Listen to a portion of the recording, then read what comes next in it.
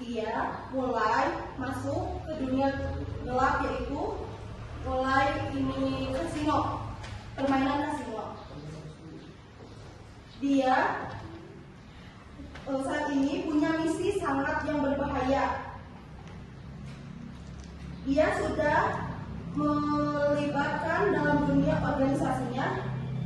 Di sini dia diuji dengan keberanian dan kemampuan. Setelah itu, Bujang pindah ke ibu kota yang menjadi pusat kekuasaan organisasi. Lingkungannya jauh lebih besar dan penuh persaingan. Bujang semakin memahami bahwa dunia yang dia jalani tidak sederhana seperti yang di kampung.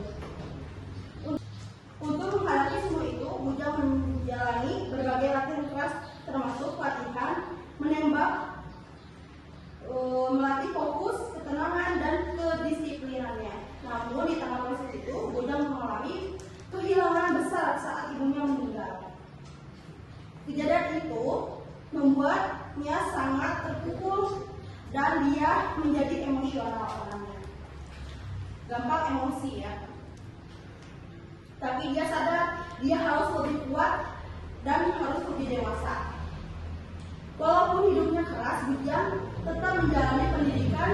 Ia belajar dengan serius dan bertemu dengan guru hebat yang membentuk cara berpikir dan sikapnya. Dari sini, Bujang berkembang bukan hanya secara fisik tapi juga secara intelektual. Dalam perjalanan, Bujang juga mulai mengenal beberapa orang di sekitarnya. Ada yang menjadi teman, ada juga yang menjadi berpotensi menjadi lawan. Ia belajar bahwa tidak semua orang bisa dipercaya. Bahkan ia sempat mengalami pengkhianatan dari orang terdekat, yang menjadi pembelajaran penting tentang kepercayaan. Bujang kemudian mulai dipercaya untuk menjalankan misi-misi penting. Dari situ ia semakin memahami bahwa dunia yang ia jalani penuh aturan dan penuh risiko besar dan berbahaya. Ia juga kembali mengalami kehilangan yang semakin membentuk mental dan emosinya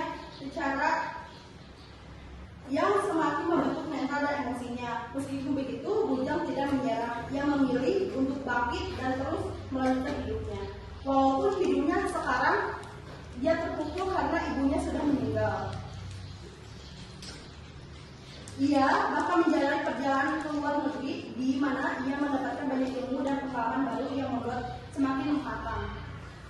Dari semua proses itu, Bujang mulai memahami bahwa kekuatan saat kecil sampai dewasa tidak cukup. Ia harus bisa mengandalkan diri, emosi, dan keputusan agar tidak salah langkah.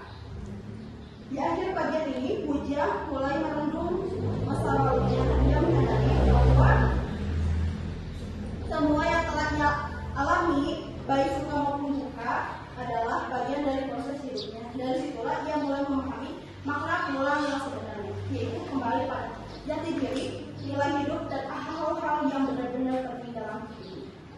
Terima kasih. Sekian dari saya. Wassalamualaikum warahmatullahi wabarakatuh. Waalaikumsalam warahmatullahi wabarakatuh.